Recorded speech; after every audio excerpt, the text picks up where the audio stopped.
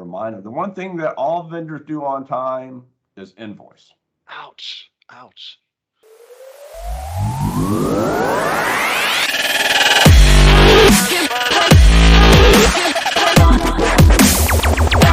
Excited to be back again with Pete Gibson. We had some really interesting repartee. If you haven't previously seen the video that we did together, some really good insight, great for CIOs. Today, we're going to mix it up. It'll almost be, I think, what do they call it? The rumble in the jungle? What? We're going to take off the gloves, aren't we, Pete? Yeah. Not that there's it, and have some fun with this. There's always, I think, really good insight from Pete.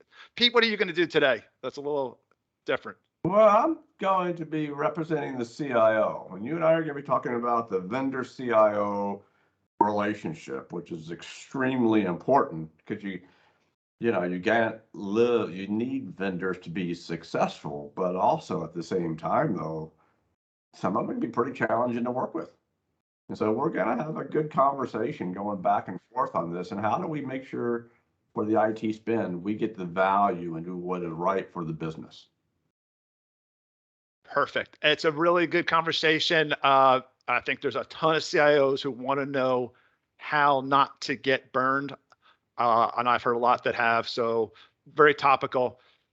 Pete, how do you want to kick this off? Lay it on me. Well, I'll be honest with you, man.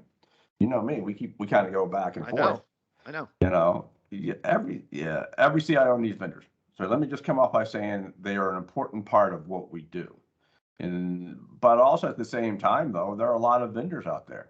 And who you pick as a vendor is just as important as who you bring on your team as an associate. So you'd be surprised.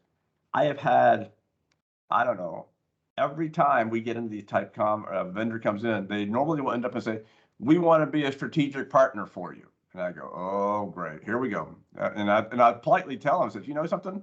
They go, what? I said, so did the other guy. And he just left my office. So you want to be a strategic partner, but yet when it comes time to being strategic partners, they use the word, but they don't really know what it is. So how can you really be a strategic partner, or how can you be a true partner here? So how do vendors deliver true partnerships? I think that's a great question, Pete, because again, I'm hearing from so many folks just like you, they're getting hyperbole. They don't know what to believe. So they disbelieve and they're skeptical, and rightly so. And based on the fact that I talk to so many folks like you that have been burned, it doesn't surprise, burned by companies like my own, have made promises, and use hyperbole. Pete, this is business speak, so everyone's parroting it, and business speak, it's unfortunately overrun the lands. Every firm that was a supplier or vendor is now a partner, or better yet, the strategic partner, as you said, and they don't even know what it means. We, and I personally, as part of this at Synoptic, we've given a lot of thought to this. And we're not just talking about the marketing team, because, marketing teams will to some degree autonomously put words on paper and buzzwords, but, the people that are, Pete, that are engineering our services, there's the people that deliver them, like they're asking questions. How do we measure success? And I think that's where we believe that a vendor becomes a partner. So what measurable accomplishments as a vendor can we deliver? We at the default, we think that a compelling ROI for the spend on our services is a minimum. And we have this mantra, we think ideally we'd like to see a 5x ROI in 5 years on ours. Now that's really generic, but to be a strategic partner, like we have to know what the metrics that matter to you, someone like you, Pete, what are the key reasons, and what are the dials that we can turn and drive? Is it service quality, product quality, customer retention, employee retention, which is used today, labor efficiency, and so forth. And when we come up with ways to measure and report on this regularly as part of, say, a joint steering committee, and we're looking on what those metrics that matter, and we're helping measure and drive them in a collaborative way, I think that's a strategic partner, or goes a long way towards it. Yeah, on the what way. about accountability? Because a lot of Well, times the relationship gets screwed up, not by the vendor, but by weak processes in the buyer's IT team. So I'm huge on quality and delivery on time and on budget. But if the buyer has weak processes and we get into simple things like requirement creep or issues like that, it affects you in your delivery. So how do you belly up to the bar and be accountable in kind of a situation to where you don't really have a strong IT team to work for? uh, that's a great follow-up question. I mean, everyone knows everyone has to know what they're responsible for. We have a section in our proposals, our statement of works that said, that we go over that says this is what we're doing, this is what you're doing. But in terms of weak processes, that's actually really interesting, Pete. We look at it from a lens of IT maturity model, where you have like level 1 through level 5, and 1 is weak, immature. They do things through heroics versus, maybe somewhere at the midpoint 3, it is, consistent. Everyone's following process. It's repeatable. It's not as mature as, say, a level 5. When we exit onboarding, we're going to make sure that organization has at least the ITIL foundations in IT, because you're exactly right. If there's gaps, we're going to collectively fail. And then forget the blame and accountability. We've outlined that, but if it goes south, we're all painted by the same brush. So we take an active part in preventing that. And that's part of our sell. Like if you're not at this capability maturity model 3 now, and most organizations aren't when they start, you will be by the time you exit onboarding. It's part of our guarantee. Okay, so great questions, Pete. You did put me on the spot, made me sweat a tiny bit here. And that's okay. That's why we're doing this. Let me ask you some related things. In fact, before we got on this call, you and I chit-chatted and you shared some insights about what's going on in the world, in your world today. So if you were to enter a business, Pete, or you were talk to a business that sees IT as a cost center, how would you turn that around? Could you? It's difficult. Because really what you're going against is the organization norms. So you have all the people in the organization, they think the IT team does this. And what they don't realize is, yes, that's what they do, but the capability of a well-run, mature IT team can empower and change the entire business. So normally when I get these type of situations, you end up blocking and tackling for 5 to 6 months, as we all do when you get into a new position. And then from that, I created relationships with all the other executives. And then out of that, we start looking at a strategic roadmap. And you will look at processes, procedures inside the IT, services for the IT team and so forth. And so you really start focusing on getting the IT team to improve delivery. And then when they start improving delivery and they start adding value to solving business problems, they can start expanding their shoulders into other areas. So let me give you a real specific example.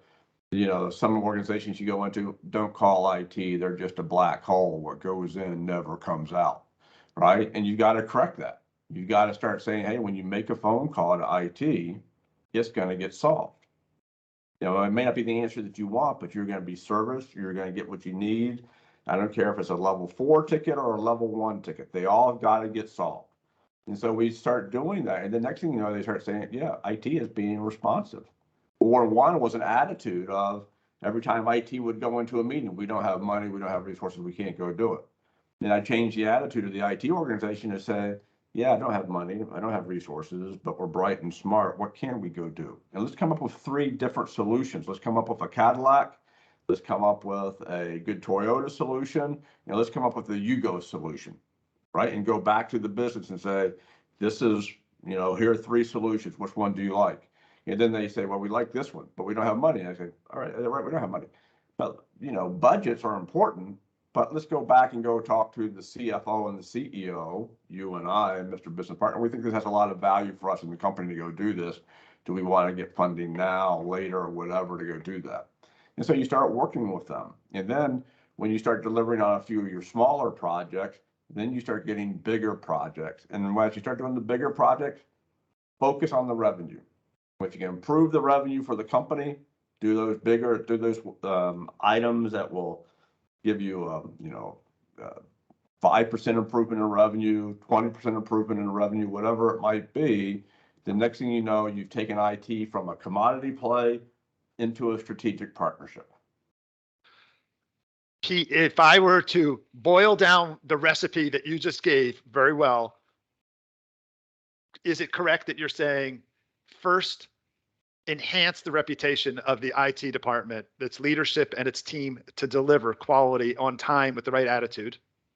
Once you've done that and you laid out a time frame, the first 5-6 months, I'm sure it could vary. And you're saying from then move on to focus on revenue, now you've built a reputation of that you can deliver. There's confidence. IT's a trusted partner. Now deliver on revenue. Now, and in doing those two steps, you're taking that towards we're a different organization and the value proposition to this company. Yeah, I think instead of saying that, I don't necessarily focus on reputation. What you focus on is the ability to deliver. You mentioned ITIL earlier, so you can't necessarily lay all the ITIL areas in at once. But what's the one that makes the most sense? And it's probably service desk, incident management, something of that nature. You improve that one area, and I like to, 50% of what we do in IT is service to the customer. We improve that one area, it gets noticed in the organization. So I focus on the foundation to deliver. And once that foundation becomes more solid, then you can take on more responsibility. That includes efficiency inside the IT organization and just the ability to monitor, control, and deliver from an IT perspective. Yeah, that makes sense. That's brilliant. I think a lot of people are going to get value. Thanks. All right, Pete, hit me with your best shot. Lay it on me. I'm ready. Well, this one's pretty simple. Okay. Right? Here it goes. Vendors are good. You got some good vendors and you got some weak vendors. One of the recurring themes that I find, the one thing that I kind of poke fun at vendors about, and I kind of remind them, the one thing that all vendors do on time is invoice. Ouch. Ouch. Okay. They never are late in delivering an invoice. So how do you work with your organization for on-time delivery and on-time budget? Another excellent question, Pete, and I like it. Well, the larger projects are the ones that typically go off the rails than smaller ones. Would you agree? Than the simpler ones. Sure. And so why is that? And what can we do about it? Like I would say the top 3 things then in terms of delivery, and both parties have a role to make sure, vendor and partner here, strategic partner, is there a clear and complete scope? Did you leave things to were things delivered verbally? You have to review the statement of work. You can't leave things through assumptions and discussions. Are there measurable outcomes in that? Right? Or are you going to end up in a world of dissatisfaction? It's commonly accepted, of course, that there be a project manager, but you'd be surprised how many organizations have technologists, and architects leading engagements. And I don't know the preach. And the smaller IT organizations, they necessarily can't afford project manager. Well, they may not be able to afford to deliver well. So maybe, right? That may be why they don't have the scale to deliver potentially, but you need a qualified project manager. You need someone who's going to hold everyone accountable and keep everyone informed. A great communicator follows a framework like, a PMI framework like PMBOK that isn't just winging it, that they have run these types, every project's different, but someone who's run these types of projects before, it's going to have, if they have a pattern of success running these things, because all projects have risk. That's what a project plan is. It's identifying the risk and talking about how we're going to mitigate that. These are like the essential things, and they sound like common sense when I say it, But tell me if I'm wrong, where these ingredients oftentimes aren't there. I see it all the time when I go in and work with different companies. I see it. So, but what are your biggest challenges when you go into these type situations? I think, from what I've seen, the biggest challenges are when things like folks like me, who potentially make promises for the organization and who kind of steer things out of, an organization needs to know what they're good at and what they do day in day. We spend a lot of time on training of everyone, base things like ITIL, lots of more advanced things, not just technology certifications, but we have what we call Synoptic University, where we have live and recorded sessions. We do them regularly. We probably had 6 in the last 30 days out there. So we all have to constantly sharpen ourselves to be able to deliver on what we do well. And I think an organization needs to admit to itself and know what it does well. And you're going to have to, and you as a Pete, as a buyer, you're going to ask those questions. When you get references on a delivery, is that project as similar to yours? Am I going to get people that are skilled in delivering that? Those are the deep critical questions around references and projects and things, to make sure your vendor is of that ilk. All right, good stuff. Things that are going on in the world today. We don't want to go off and be political, but there's a lot of change and risks. And one thing, you and I had a discussion earlier about supply chain and how it's affecting some projects that you're involved with. There's a tight labor market that's going on. There has been a tight labor market in IT, but it's only gotten tighter. And I'm kind of curious, someone with all the leadership experience that you had in IT, what are the retention tactics, Pete, that you put in place, and what have you seen work well? Yeah, the ones that I see work well are 1, relationships, and 2, transparency. And it's not anything. You get asked this question and you say, well, what's the silver bullet? I'm telling you, there's not one. And I'm speaking from a guy that has done 3 bankruptcies. In my first bankruptcy, I had a 93% retention rate. My second one was about a 95, 96, and I just completed one. I had a 100% retention rate. And all during the pandemic and during selling companies and things like that. And what I find is most important is that you have a relationship with your associates, and the associates have a relationship with you. And you've got to take the broader context of that these are not just associates doing tech jobs, but they have families, they have livelihoods, they have interests. And you've got to know those items in your people so that you can not play them appropriately, but you can place them and work with them appropriately. And it's not all due to bankruptcy and COVID and stuff like that. But I'll give you an example. I had a really bright 30-something leader of our intranet at Wyndham. She was an extremely talented and bright individual. And what was important to her was she just came back off of maternity leave. A little bit later, said she was going to have a second child. And what was most important to her was flexibility. To me, what was most important to her was her family, and rightfully so. And so she said, I want to be able to have flexible hours or leave a little bit early, and I'll get on my computer at night and get the work done. And I could see it. She did it. I could see emails coming in at 10 o'clock at night. I could see those type things. And so she was, and I told her, I said, I've got your back. Your family is important to you, and I understand that. And I want to make sure you have a good family. And so we're going to make this relationship work. But all I ask from you is what I ask of everybody else is you deliver your projects on time with high quality. That's what I ask the most of all my people. And so sure enough, She was doing it and was doing a great job and was doing really well.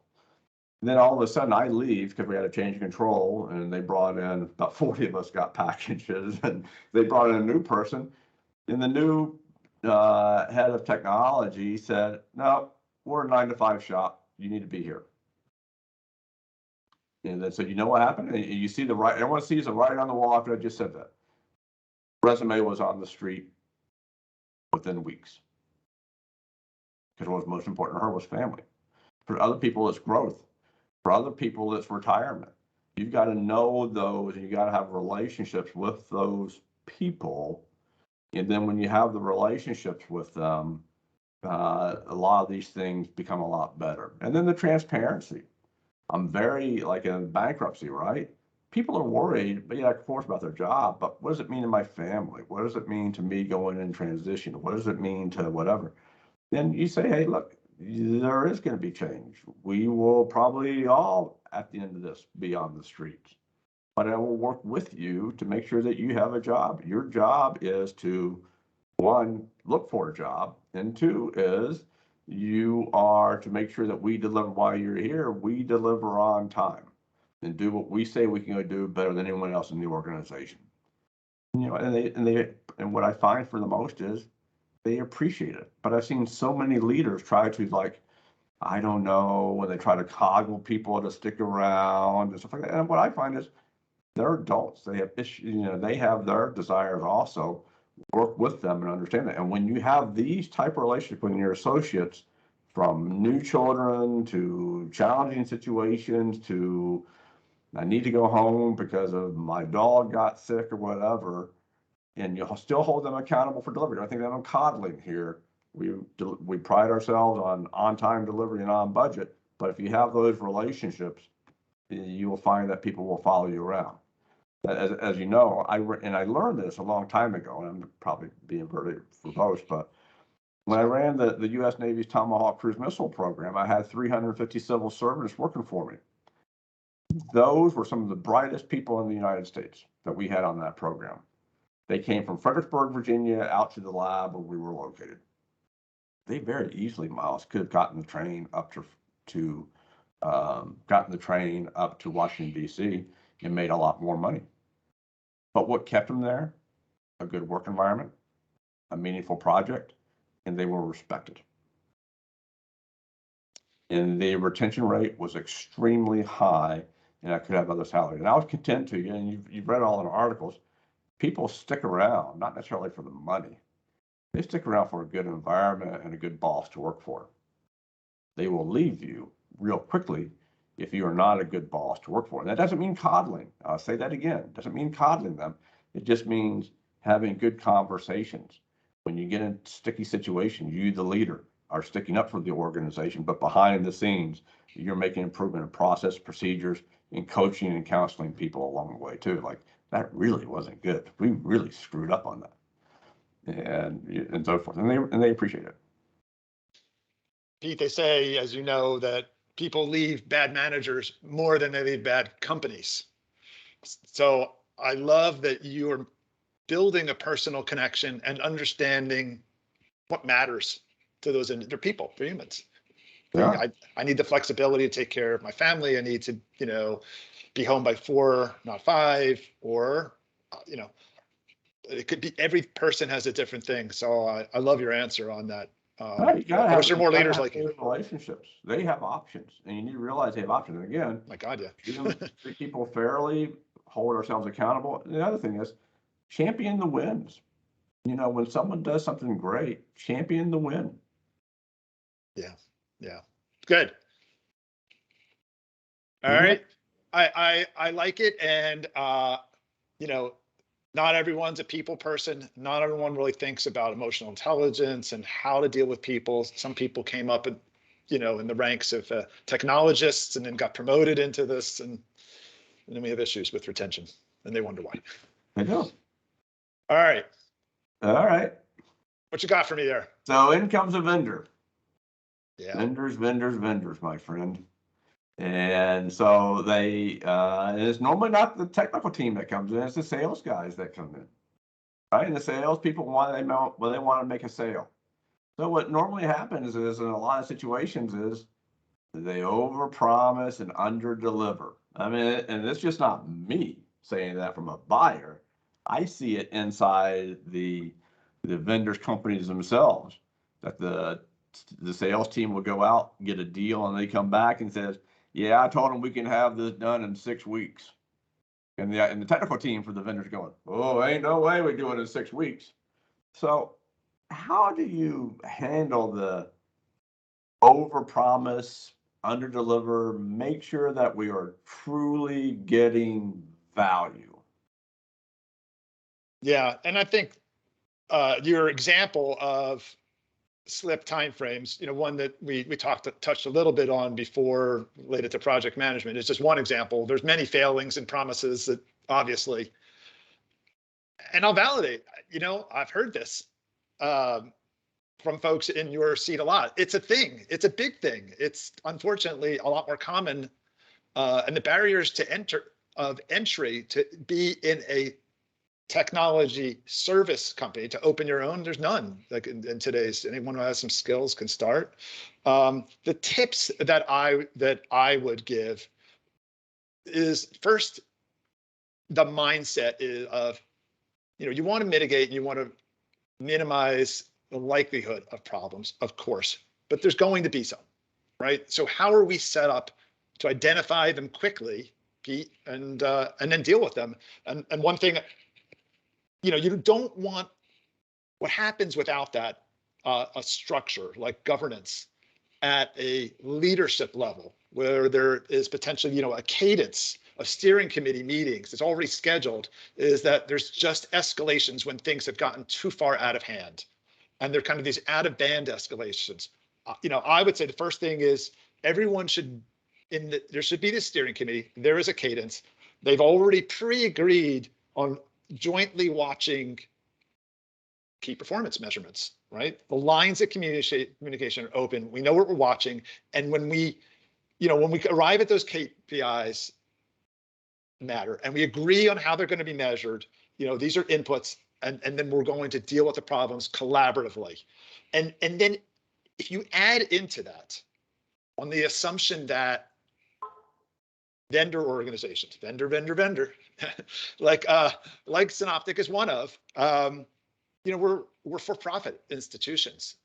I would say have carrots and sticks that affect the profitability that you kind of discuss and agree upon, that they should be related, of course, to those KPIs that everyone's watching. Otherwise, they're not a match. And I'll leave it at that. There's developing the KPIs, having that steering committee of the governance. They're tactical people that are delivering and they're working closely together, but the leadership and agreeing on the carrots and sticks. I agree. There's probably 10 others I could give you, but no, you gotta, you gotta bone up on vendor management, and it's all those things. Is how do you get that steering committee in place? How do you bring the vendor in as an equal partner, but yet hold them accountable? You can go carrots and stick with them, so forth. And I go back, and this is kind of, and I say this to my young project managers. Believe it or not, as a project manager, you got to make sure your vendor is making a penny, not a dime. You got to make sure making a penny. Because if you get into a situation where the vendor's not making any money, then you are in trouble. You get extremely bad service, so forth. So you got to think about the vendor, and you got to have a holistic view onto your vendor management program. And you might be a small shop, but you've got to think through all these type situations. If not, you could have issues. And right now we have a lot of companies that are affected by world events right now that have probably lost a very key component of their organization. Yeah. And what are the safeguards you had in place? I will tell you, when COVID first came out, the force majeure clause in a lot of contracts was being invoked. It's tested. Yeah, by insurance companies too, sadly enough. So everyone was testing those type things. And then how do you, as an IT leader, keep your vendors in play so that you maintain your deliverables on time, so forth? And that's key. And you got to have a real solid view of vendor management, holistic, not just the technology side, but a holistic view of the vendor management side. Do you have resume approval? Do you make sure you have good people? Or do you go into them and say, I don't want resume approval, because there's a downside of resume approval, and that is if I approve and I accept, I am responsible. So how do you play this dynamic of holding your vendor accountable, but not telling them what to go do? You tell them what to go do, you're in trouble, because then it will probably come back to you and say, well, we did exactly what you told us to, so the responsibility is yours, Mr. Buyer. All right. Invariably, when we do a podcast, there will be grass cutters outside the window. And I don't know if you can hear them. I can't hear them. Oh, okay, good. Then my noise cancellation. No, I can't hear them good. at all. Oh, good. Well, let me throw something. By the way, let me comment first before I send the question your way. You did add in the vendor needs to make profit, and you should be wary if that's not happening. That's not your entire responsibility. You don't set the other company's pricing. I heard the president of a company who recently signed with us out in California said, vendors are entitled to make a fair profit, and we're entitled to ask for a discount. Correct. Absolutely right. Sure. Yeah. I don't know if you'll cut this out or not, but yeah, I was running a big government program. They bled the program dry. They weren't making money off of it. So they said, well, we got the contract and we're just gonna, go along and try to make this thing profitable. And it became a really challenging situation. Yeah. Yeah. I mean, it's a potentially really destructive situation though. Yeah, that could happen. And some of it's on the vendor side too. They will, sure. If you do and I'm a firm believer in this, if you do a competition for a project on these type of things to understand what fair market value is for the project and the services, and what happens if they sell short on this, and so they try to win the account by putting in a low ball bid. Right, and maybe the true low bidder on that would have made a profit because they're more efficient.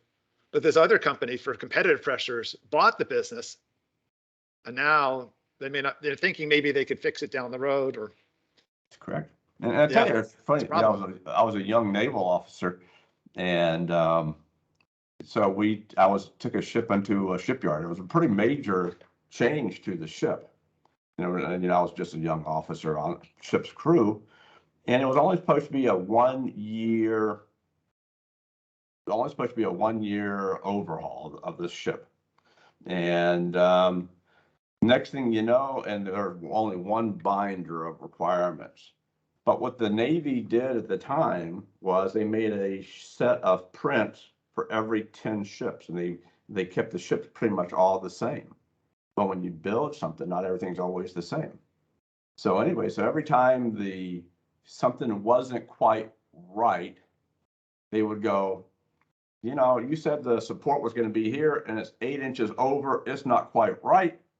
So that wasn't what we bid on in the contract.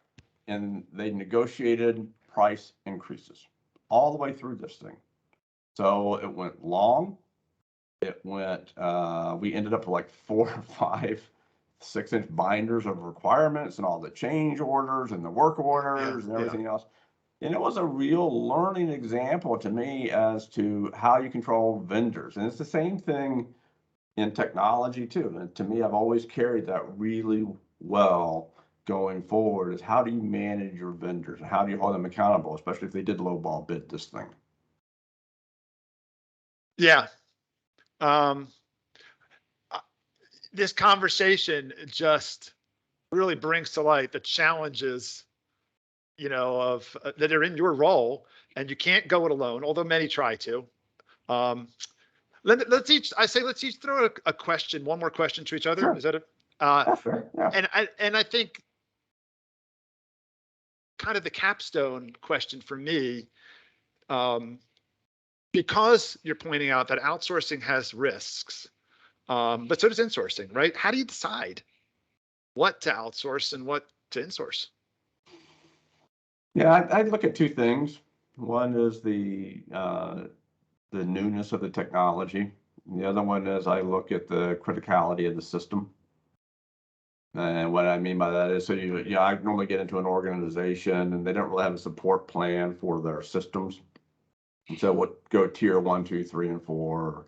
Tier 1 is the highest, needs the most support, but also mean time between failure, mean time to repair, all those really tight standards. Because if you lose that system, we're probably losing revenue. Tier 4 is more like a work group system, and you can take it out. You can take an outage on that. So, and that will play as to how I go do the support plans for that. The more criticality ones, it will have probably more associates on it inside than the other ones will, because not so much because the vendor doesn't have the technical people or the smarts. Sometimes they often do, but it's just that they are close to me and can perform a lot better and keep me informed on those type situations. The other thing that I recommend you do is understand the relationships. So a lot of offshoring vendors will place people on your site at an economical price. The other thing I would recommend is take a look at nearshoring. Nearshoring will be Mexico, Costa Rica, those type things. And the other thing I encourage you to take a look at is rural sourcing. So not just, you're in New York City, but if you were to go to North Dakota and they have good programs from the universities and are trying to build a technology presence, but the labor is normally 20 to 25% cheaper. And you get really good people by doing that. So I would look at those options also. And a lot of it's going to depend. I know CIOs that have been fired by trying to take jobs offshore when these companies pride themselves in America. And there's a classic one at USAA, which is a military insurance company, to where the CIO was trying to save some dollars and try to go offshore. And that didn't sit too well in that organization. So watch the organization culture. I'm not surprised that USAA, which is all U.S. military active and retired personnel as members, right, would want to be patriotic and have things onshore. Absolutely. But also that CIO or the group is under cost pressures too, just like all of us are. So you just got to think of that. The other thing that you should understand is your contracting vehicles, right? When is the right time for a managed service contract versus a body shop contract? I go to an offshoring provider and I want you to provide me 10 people, but you'll integrate in with my team under my leadership to go do that. And that's how you get your labor arbitrage. So understand your contracting vehicle and options too also play a major piece of it. The other thing is, another big one is intellectual property. Again, another one I learned when I was a young executive is you don't necessarily want to give a vendor all of the eggs in your basket. You might want to split it between the two. So if you have to do changes or whatever, you still have the intellectual knowledge inside to go do that, instead of giving them everything. But you may not have a choice. This day and age, we live in software as a service. We live in those type things. And you're basically, when you go sign up with a software as a service group, you're giving them everything. So you just got to know how to handle all those situations. Yeah. It's hard to come up with these hard and fast rules anyway. It's so much variability between organizations. You've got to get in and you got to understand, you got to have the vendor management. How do they do business? What's their quality? So as you know, I ran an IT outsourcing company and our thing was high reliability computing. So 7% of the code I would give you was defect free. And we were able to win some really large marquee accounts because of reliability, on-time delivery, and on budget, because we developed quality product. And I encourage you to do that. You've got to understand what their methodologies are to do this. You got to understand how they are incentivized, how you work with them to know really what makes them accountable and reliable. Those questions I asked you earlier, every time I get a vendor to come in and they said, well, we want to be a strategic partner. I say, great, I want you to be a strategic partner. How are you going to go do it? I tell the story over and over again about an infrastructure person that came in to see me. We got the best VoIP system. That's great. Where's awesome? I said, yes, I want it. But And he said, I want to be a strategic partner with you. And I pointed to him, I said, I got this old Merlin phone system. And he looks at me and goes, yeah, I can help you go do that. Boy, we got much better than that Merlin. And then he says, what do you got, VoIP? I go, yes. I say, isn't that like $30 per user a month?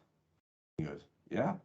And I go, you see that Merlin system? It's totally depreciated. You know what the cost of long distance local is right now? It's about zero right now. You want to be a strategic partner? Help me make money off my phone system, and you got a deal. Yes, I love it. And I said, I'll give you any spot on my calendar to do the deal. Did I ever see him again? Nope, not at all. I wish you were talking to me. Well, you are talking to me. So let's keep going. This is great. Good. These are good tips. These are great. Okay. Where were we on this thing? And I got my last one for you. You got last one for me. Here it comes. All right. Yeah, I think it's also vendors, why there's this relationship with them. Different IT organizations do things differently. And I always try to learn off of different IT organization vendors is, what are you doing, or what are other people doing that I'm not thinking about? That's really key, because as a CIO, you got to have options, and you got to know what other people are doing, so you have those options. So what are innovative ways that companies are using vendors like you? Well, and not just like we're here to do a project, and then we do a project, and here's a project plan. Well, how do they really get innovative?